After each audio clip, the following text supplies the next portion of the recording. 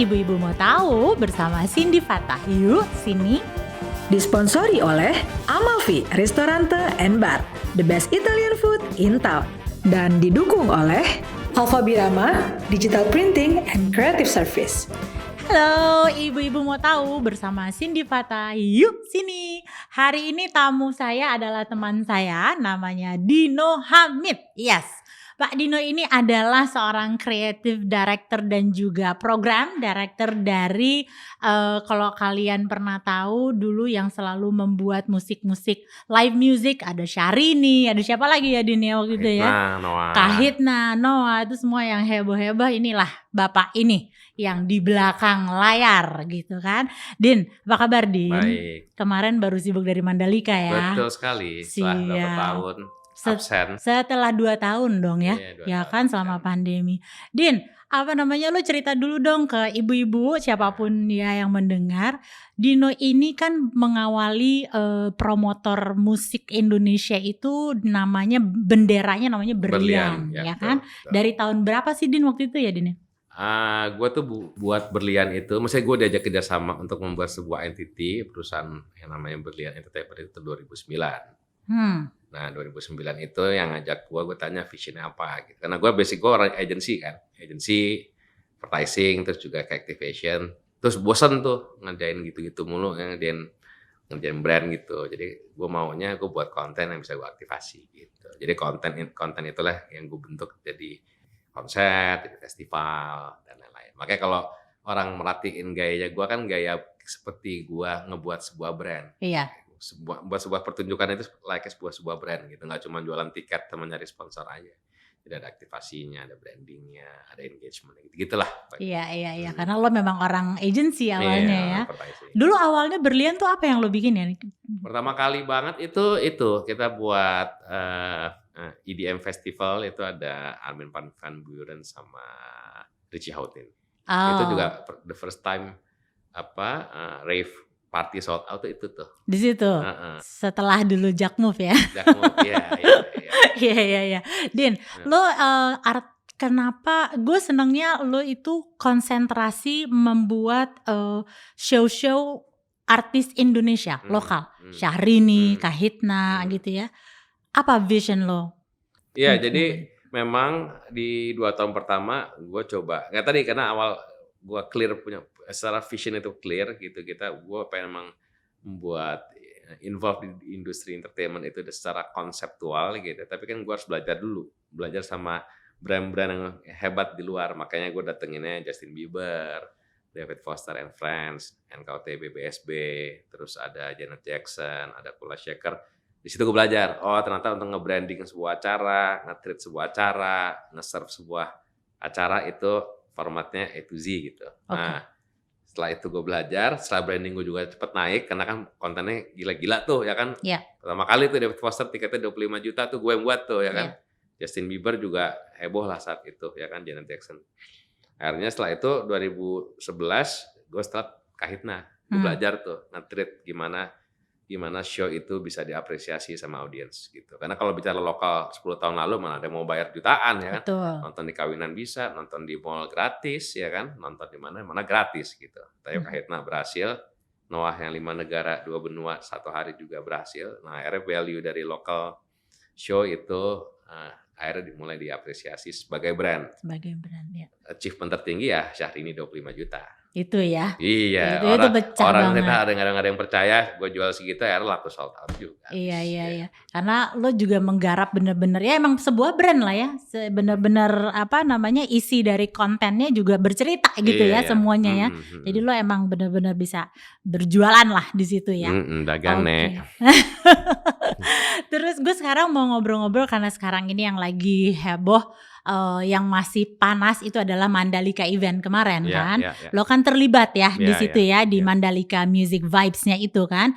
Ceritain dong Din, karena gue denger lo itu persiapannya cuma 30 hari. Kurang sih sebenarnya. Kurang dari 30 hari, luar biasa. Coba lo ceritain dulu dong itu gimana. Jadi balik lagi semua kan di era digital, dengan era digital aja sih. Semua era itu kan harus banyak referensinya kan.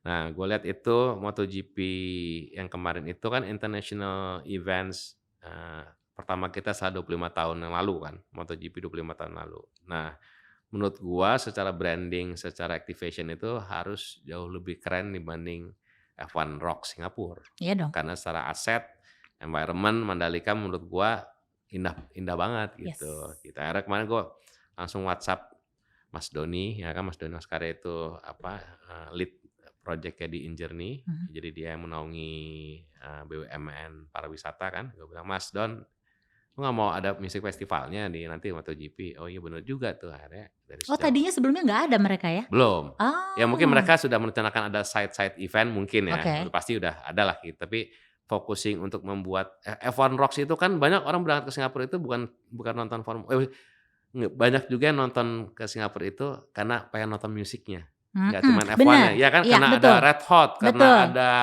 karena ada daya tariknya itu. Swedish House, Betul. karena ada kayak gitunya kan, Iya, banyaknya gitu. Jadi gue mikir juga itu angle yang potensial di mana kalau bisa Indonesia khusus Mandalika punya international music IPs gitu, international music brand lah gitu. Jadi gue dorong konsep Mandalika Music Vibes itu menjadi salah satu IP di Mandalika nanti gitu. Selain MotoGP ada orang misalnya ibu-ibu atau apa yang nggak suka nonton motor, jadi bisa Nontonnya nonton musik. musiknya gitu. Oke. Terus kemarin itu gue denger lo ada menggabungkan live dengan metaverse. Iya. Gimana Nah, sih itu maksudnya? makanya pas tahun lalu gue resign dari perusahaan sebelumnya, ya kan. Kenapa gue resign? Karena gue pengen lebih baik lagi, lebih maju lagi, lebih visioner lagi gitu.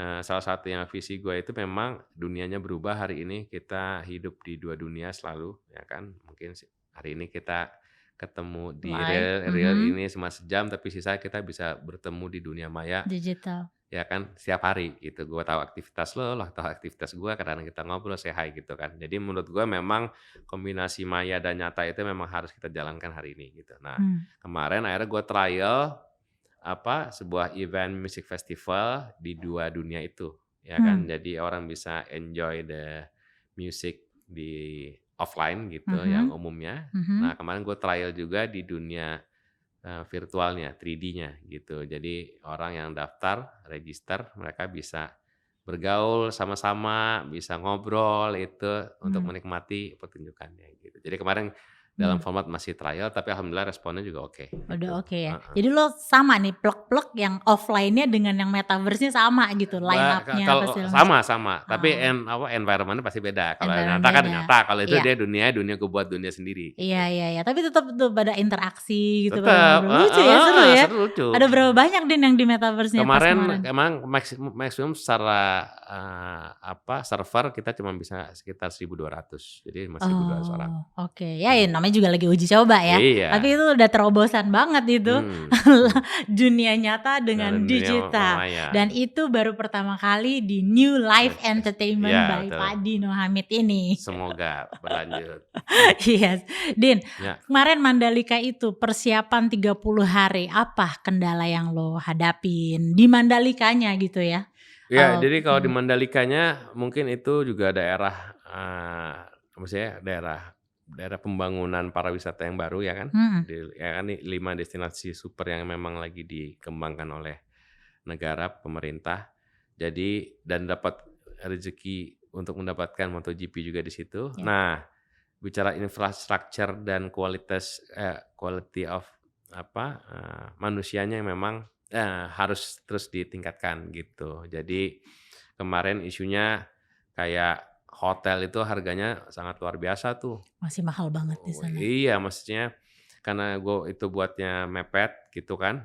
Jadi di sana itu tiap hari semakin semua harga semakin gila. Contoh, akhirnya gue dapat buat artis itu hotel yang kalau normal rate-nya itu 280-300 ribu, kemarin harganya per malamnya 3,8 juta. Iya, segitunya. Padahal kamar-kamar ya, bayanginnya kamar 300 ribuan gitu. Iya. Jadi itu ya pun karena memang fasilitasnya belum banyak dan banyak. harganya yang gila-gila dan udah full book semua. Sampai gue benar-benar gue pastiin tim lead LO-nya Mbak Lili mungkin lo juga tahu gitu. Pastiin lu artis mereka pada mau gak gitu. Jangan sampai mereka secara mental juga nggak siap gitu. Pas lihat wah ini hotelnya kayak gini gitu kan. Alhamdulillah semuanya pada support semua. Jadi ya mereka tetap datang, enjoy dan bisa menghibur banyak orang gitu. Itu yang paling penting, kasih pengertian duluan lah ya. Harus, karena kalau Iya. nggak gitu mereka tiba-tiba datang, wah ini kok kamarnya kayak gini gitu Mhm, kan. mhm. Kemarin juga sempat ada insiden kan si Pamungkas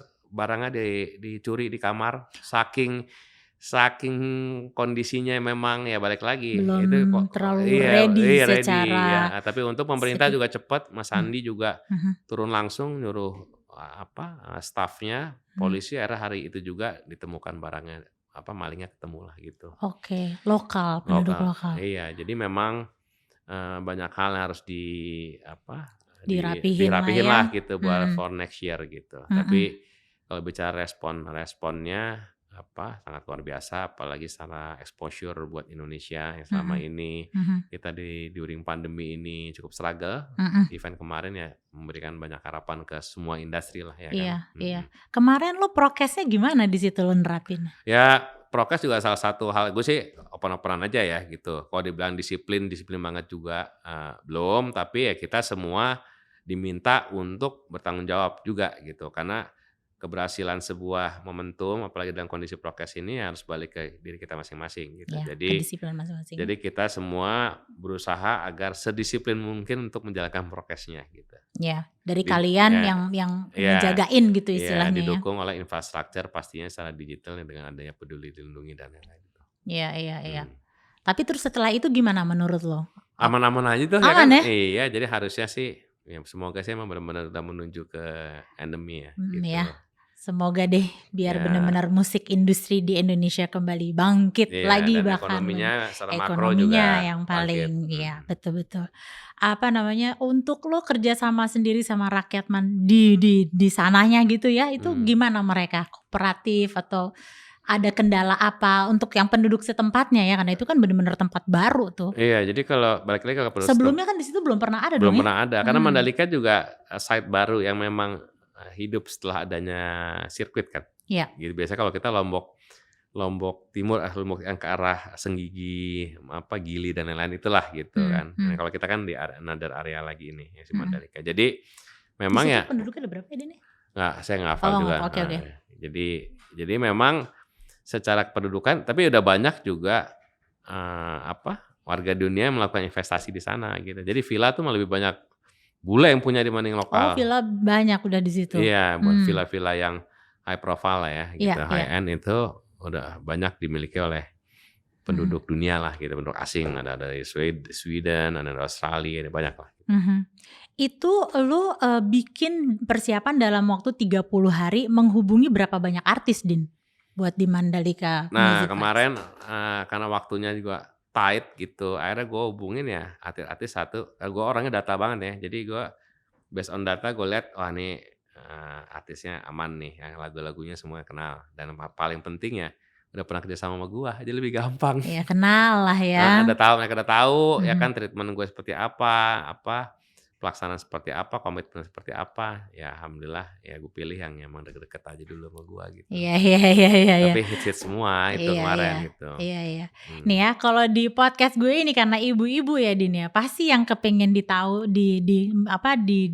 dicari beritanya sama ibu-ibu tuh adalah gimana sih caranya lo menghadapi artis-artis ini?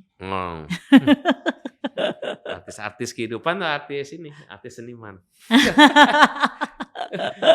Kalau ada artis sih kan ya setiap artis punya karakter masing-masing kan. Iya.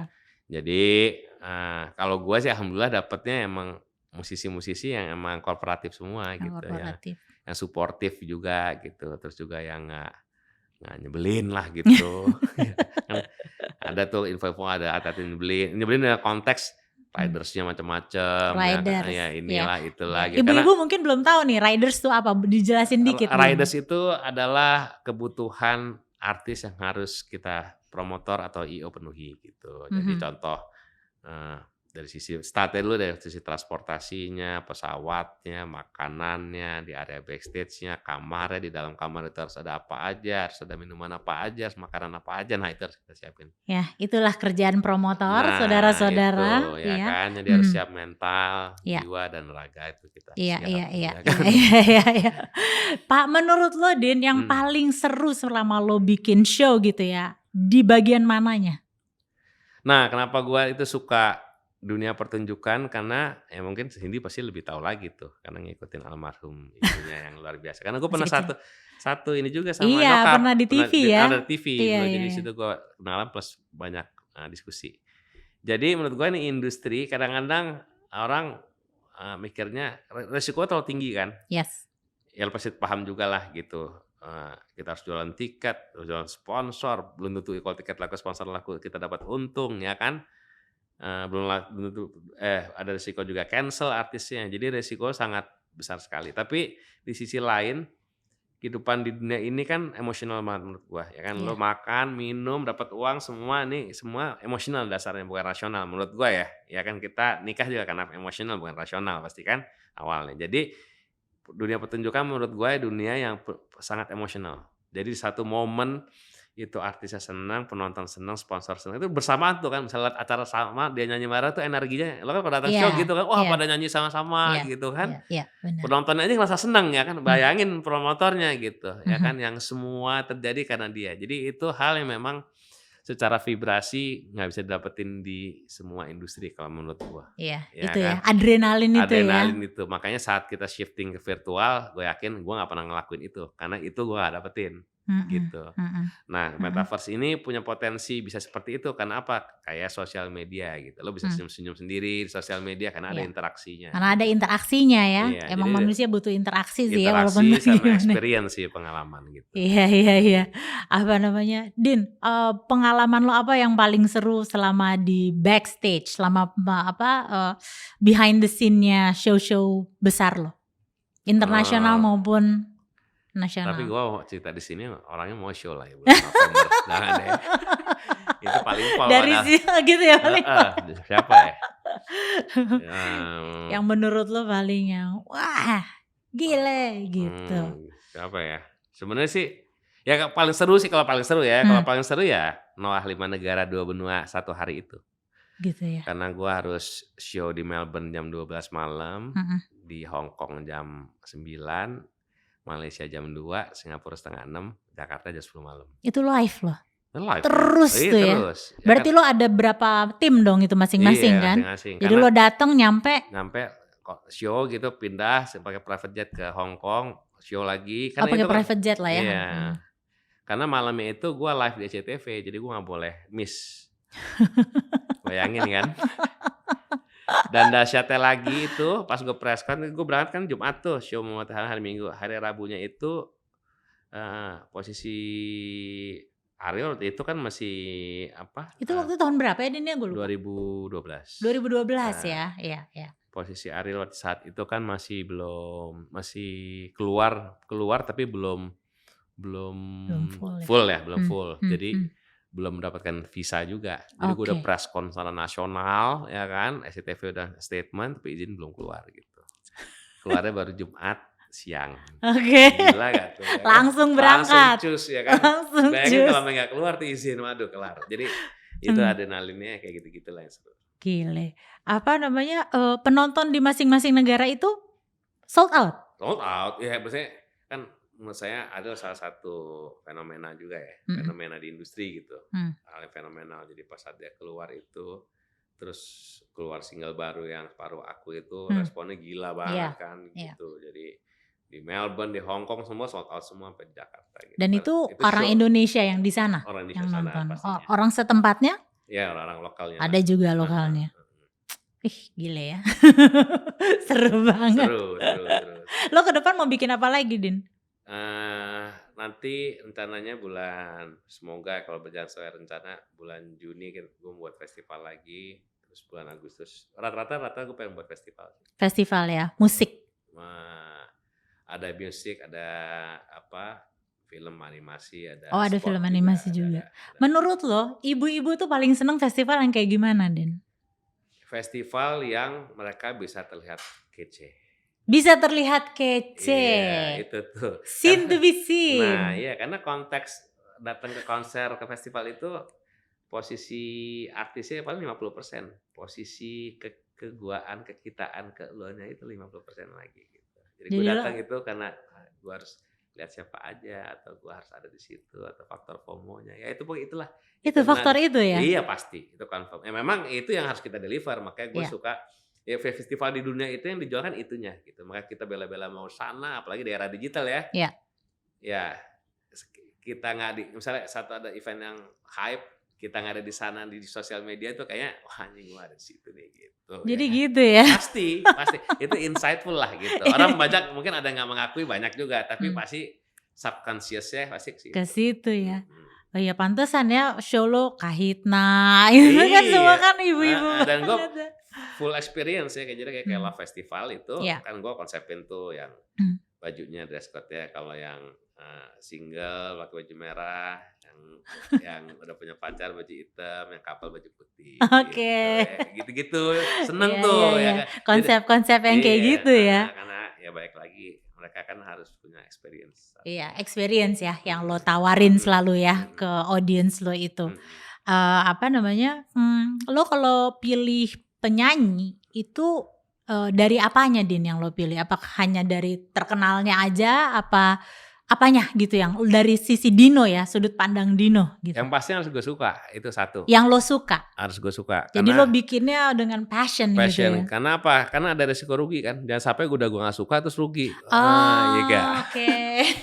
Jadi dulu pertama kali Kahitna itu gue buat, gue gak tau Kahitna karena gue emang referensi musik gue itu lebih banyak luar dibanding lokal gitu. Ya pas didengarin lagunya, wah lagunya ternyata banyak gue tahu juga ternyata gitu kan Kahitna. Zaman-zaman SMA iya, gitu kan. akhirnya coba dikerjain dan Mas Yofi dan tim itu kan luar biasa ya. Maksudnya orangnya sangat terbuka untuk sama-sama lah ngedevelop sama-sama gitu. Nah Syahrini juga isinya, gue meeting sama dia tuh 5 tahun. Dia approach sama 5 dia. tahun sebelum show-nya? Iya, dia approach, ya bahasanya kita kenalan lah. Kita kenalan itu 2012, minta tolong buatin show.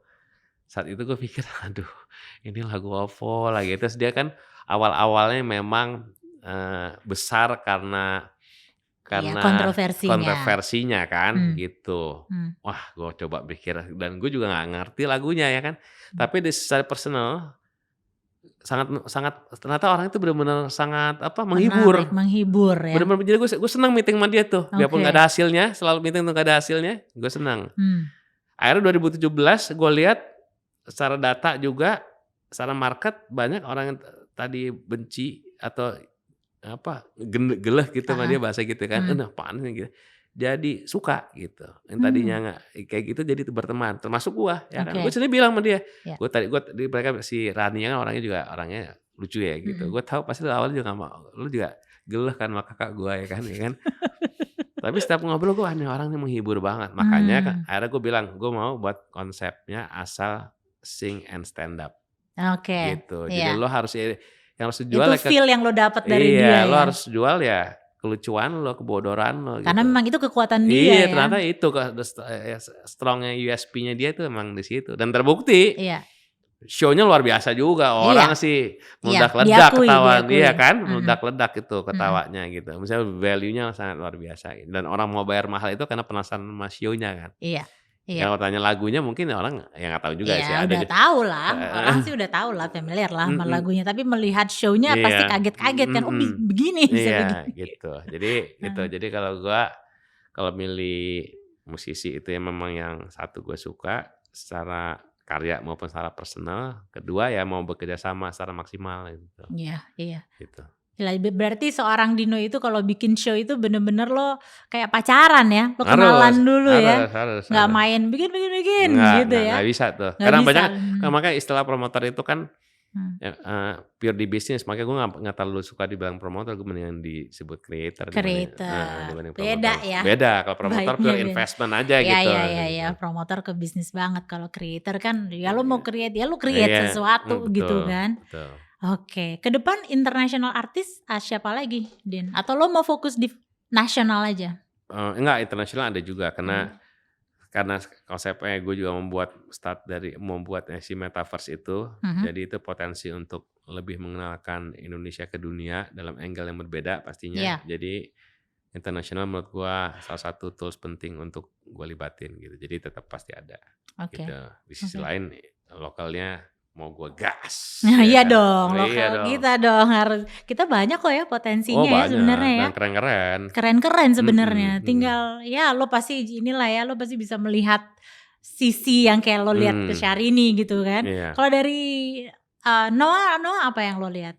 Kemarin pecah juga tuh ya, yang dia naik sepatu roda. Iya, nah itu dia karena gue dapat Itu partner. ide dari lo tuh. Partner kita makanya salah satu artis yang benar-benar mau diaktifasi Explore. apapun itu, nah ya kan dari mulai itu pertama 5 negara 2 benua.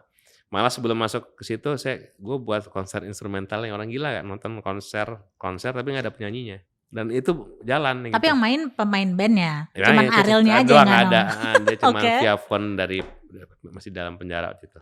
Oh, masih kondisi itu. Oke. Terus 5 negara 2 benua, terus juga di Bali gue buat silent concert, jadi semua penontonnya pakai Kayak headphones gitu. Jadi gue buka, orang-orang daerah sana pada nonton, nggak ada suaranya gitu.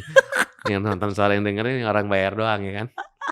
Terus yang gue buat monokrom kemarin di Love Festival gue buat hitam putih. Terus apalagi ya kemarin akhirnya drive in pakai rollerblade. Jadi emang salah satu musisi yang mau dimacem-macemin dan untuk tujuannya untuk menghibur audiensnya secara maksimal gitu. Iya. Kan ada juga musisi yang gua tahu pokoknya karya gua aja orang denger karena Iya. musik gua gitu. Kalau Ariel, Iya sih ya.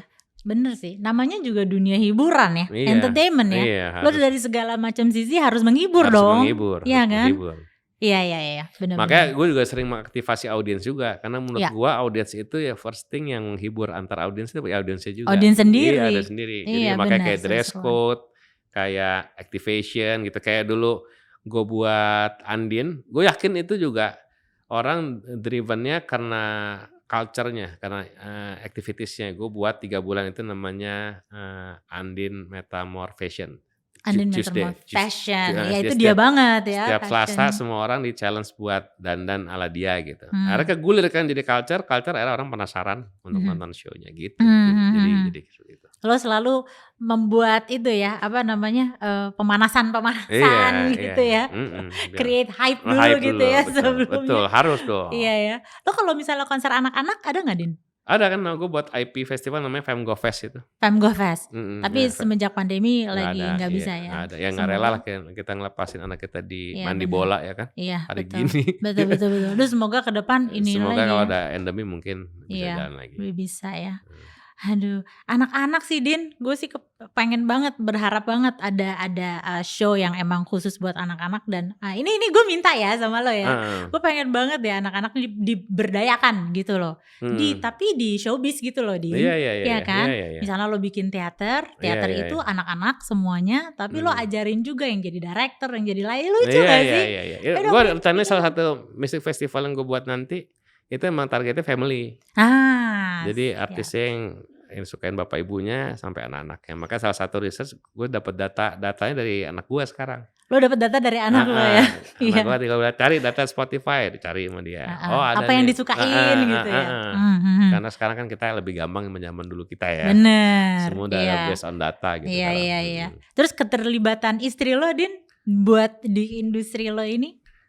Kita ibu-ibu nih. Ibu-ibu. Istri sih sebagai motivator utama sih. Motivator utama. Iya, karena kalau nggak ada istri yang ngedukung berat juga kan, gitu. Karena kan kondisi di luar kan kadang istri nggak tahu, ya kan.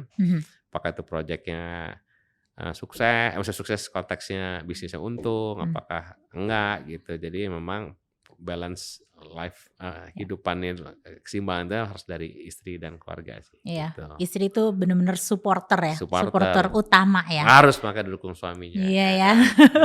Tapi kalau istri lo nggak ikut di dalam, nggak ikut ya. Dia benar-benar hanya supporter di belakang lo aja ya. Support dan nggak cemburuan yang penting. Nah itu yang penting. Support dan nggak cemburuan karena Pak Dino pasti berhubungan sama artis cantik. Ya kan kita gaul sama manusia-manusia hebat inilah dan ya. cantik semua ya kan. Cantik. Yes. Oke, Din, lo kan dulu yang promotornya Justin Bieber ya kan? Iya. Nah ceritain dong, karena kan sekarang Justin Bieber mau main lagi nih. Iya. Ceritain pengalaman lo dong.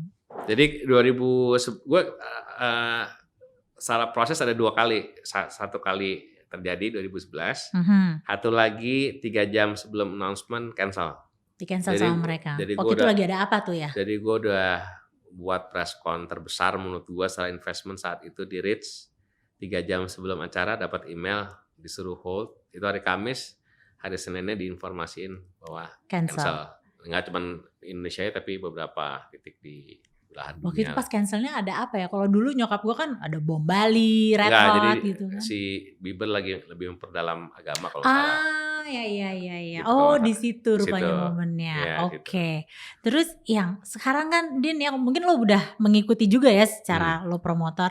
Kan lagi rame nih buat Justin yang berikutnya. Karena penonton ada yang merasa tiket kemahalan di venue yang terpilih gitu kan. Lo dari kacamata promotor lo bagaimana sih ininya? Iya, jadi melihatnya? gue yakin Justin Bieber saat ini secara profil, secara aset, secara value pasti jauh lebih besar dibanding 10 tahun lalu juga. Pasti. Ya kan, dolar juga beda juga sekarang kan. Iya. Pasti juga promotor yang bawa hari ini investmentnya juga Nggak sedikit. nggak sedikit, cukup tinggi. Jadi kita harus berpikiran logis juga. Bersyukur ada promotor yang masih mau membawa Justin Bieber dengan nilai saya yakin juga cukup besar. Fantastis. Tapi mereka juga pasti sudah melakukan research potensi penontonnya gitu dengan harga belinya gitu. Jadi menurut gua harga yang dirilis sekarang saat ini ya sesuai dengan segmennya Justin Bieber juga gitu. Ya kan, buktinya hari pertama sold out, hari kedua ditambah lagi. Kemarin dapat infonya gitu kan. Nah, jadi ya kalau ditanya kesulitannya, wah 10 tahun lalu aja ya, belum di era digital. Era digital kan sekarang every second itu opini terbentuk kan. Iya. Beda sama Social 10 media. tahun, iya, kalau beda sama 10 tahun lalu. 10 tahun lalu paling apa sih? Twitter, Facebook gitu kan, dan belum tentu semua orang pakai kan. 10 tahun lalu aja gue handle-nya luar biasa. Masalah tiket palsunya, masalah orang beli tiket ternyata tuh tiket nggak valid, ya kan. Ada orang datang langsung ke Sentul, belum bawa tiket, ya kan, marah.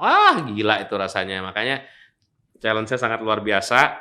Jadi pun kalau sekarang banyak challenge-nya itu ya bagian dari seninya juga gitu. Bagian dari seni kepromotoran ya. Kepromotoran dan seni kita sebagai audiensnya juga ya kan. Iya. Karena ada istilah apa tuh war apa tuh kemarin tuh sebelum dibuka tuh. Ya itu seni dari di dunia juga gitu juga. Iya. Gitu. Iya. Apalagi kalau misalnya memang superstar ya yang bakal perform. Jadi menurut gua itu hal yang wajar saja ya kan, jadi dinikmatin aja gitu. Dinikmatin aja ya. Iyalah. Iya, kalau emang mau nonton ya udah nonton lah ya. Coba usaha ya, kalau nggak dapet cariin di Tokyo, cariin di mana gitu. Kayak kalau di Coldplay kan kita bisa nggak di Indonesia tapi kita bisa kemana-mana. Gitu. Iya benar. Terus di Justin Bieber yang ini nih yang gue dengar di lapangan ya Din ya, ada rebutan tiket antara penonton ya masyarakat biasalah gitu ya sama artis. Itu menurut lo kok bisa sampai terjadi seperti itu gitu? Satu itu belum tentu benar juga kan? Belum tentu benar. Ya, karena juga orang hari gini gibah kan konten cuy ya kan. Oke. Ya, tapi sebenarnya kalau balik lagi ke pengalaman gua itu di saat misalnya saya tahu Dino yang buat nih, ya pasti kan orang terdekat akan meminta tolong kan, pasti. Satu gitu. Orang kedua potensial klien yang akan mensponsori pasti juga punya hak yang utama untuk mereka membeli tiket, pasti ya kan. Kompensasi soalnya. Kompensasi, terus juga ya networking juga pasti ya. Jadi skala prioritas pasti tetap ada. Ya, gitu. itu karena terjadi bukan akibat, karena ada skala prioritas itu. Iya, ya terutama pasti sponsorship, ya kan, network gitu. Jadi menurut gua itu hal yang wajar selama memang kuota untuk fans base-nya segala tetap diperhatikan. Itu sih menurut gua. Tapi kalau untuk nyenengin semua memang kayaknya nggak bisa ya. Emang nggak bisa. Iya, gua pernah punya pengalaman ini fenomenal juga nih. Gua pernah buat namanya La Festival, Kahitna tuh lokal. Itu gila tuh. Itu kan tiketnya pertama kali gua rekord itu festival aja bisa tembus 7,5 juta harga tiketnya, ya kan? Yang gilanya harga platinum gua itu gua ingat 1,250. Nah hari H itu habis kan di mana-mana habis gitu. Ternyata klien gua yang terdekat yang tadi yang nggak bisa nonton datang pengen nonton ya kan. Percaya gak ya 1,2 gua beli sama calo 4,8 satunya. Orang gila gak? Padahal gue yang buat. Gue sendiri bilang beli sama calo. Kan gila. Gitu. Karena kalau emang udah gak ada, ya emang udah gak ada gitu. Iya, betul. Gitu. Iya. Gitu. Itu benar-benar ya promotor emang kayak begitu. Kalau gue yang Tanggung buat, jawab lah ya. gue buat acaranya tapi gue Iya. beli sama calo. Iya benar. Udah A ya A gitu kan. Harus stay gitu. Calo tuh gimana sih? Lu ini kan calo gimana? Gak bisa lah. Calo kan bisa, ya? part of dari bisnis juga.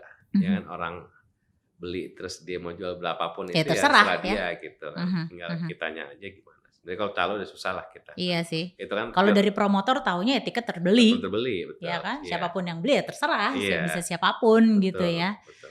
Iya. Apa namanya? Din di kalau kayak dulu waktu pengalaman gue nonton international artist gitu ya.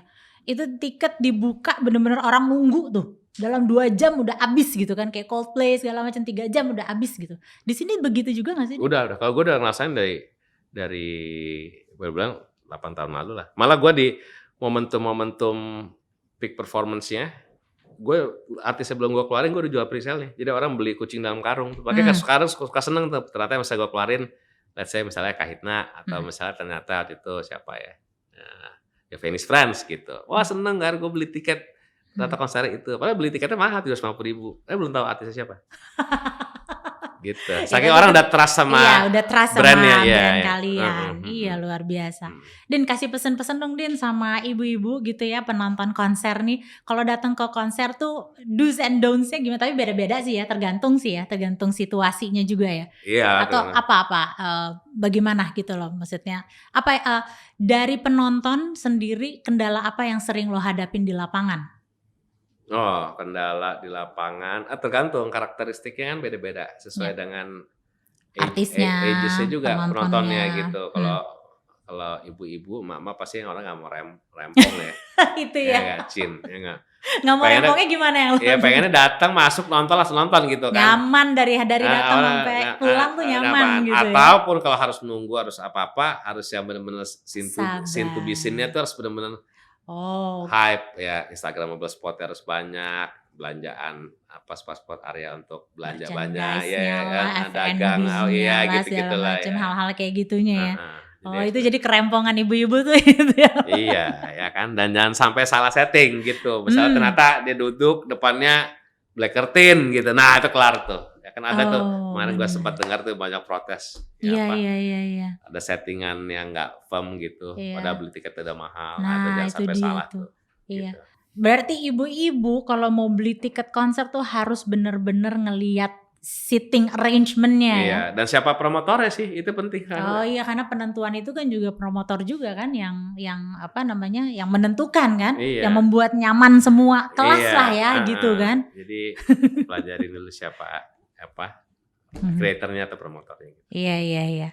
Wah luar biasa. Ngobrol-ngobrol hari ini sama Pak Dino Hamid, promotor handal Indonesia, bukan creator, content creator. Ya, creator aja.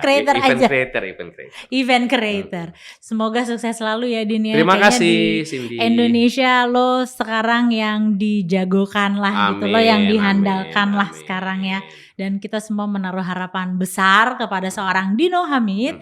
Dan kasih pesan-pesan untuk para Beliebers yang akan nonton Justin Bieber bulan November sebagai Bapak Promotor Indonesia. Apa yang mereka harus persiapkan? Ya, gue sih mewakili ketua asosiasi promotor aja ya. Yes. Ya kan, karena PK Entertainment yang promotornya Justin Bieber salah satu anggota saya juga. Dan saya juga mendukung dia untuk menjalankan event ini secara sempurna, ya kan. Bisa membahagiakan banyak orang dan membuat Indonesia baik di mata dunia. Karena saat berhasil di sini pasti noise-nya sampai kemana-mana gitu. Yeah. Jadi Beliebers jangan banyak protesnya. Kasihan promotornya udah usahanya luar biasa ya kan. Yeah. Investasinya gede-gedean ya kan. Gara-gara omongan-omongan yang nggak kondusif malah menyulitkan. Ya, achievement-nya malah nggak maksimal. Padahal kalau misalnya Beliebers kan banyak artis yang selama ini masih underestimate sama Indonesia, belum mau show di sini. Dia dengar makin banyak lagi artis dunia datang gitu. Iya, betul. Jadi para believers dan juga ibu-ibu sekalian, Harus kita yang positif terus, ya kan? positif terus, saling Ah. mendukung. Kalau memang mau ada international artis seru-seru datang ke sini, kitanya juga yang harus Iya, mendukung para promotor betul. kita ini, sehingga terjadilah ya promotor kasih yang terbaik. Kita juga ikut membantu promotor membawa nama baik Indonesia supaya artis-artis internasional lainnya juga mau datang ke Indonesia dengan senang hati. Begitu, Adino? Betul sekali, Bu Iya. Cindy. Oke, semoga sukses selalu Dino Amin. buat New Life Entertainment-nya, Terima kasih. live dan metaverse. Ini masa kini banget. Amin. Oke, Amin. terima kasih Sama-sama, Dino. selamat Bye-bye siang. ibu-ibu.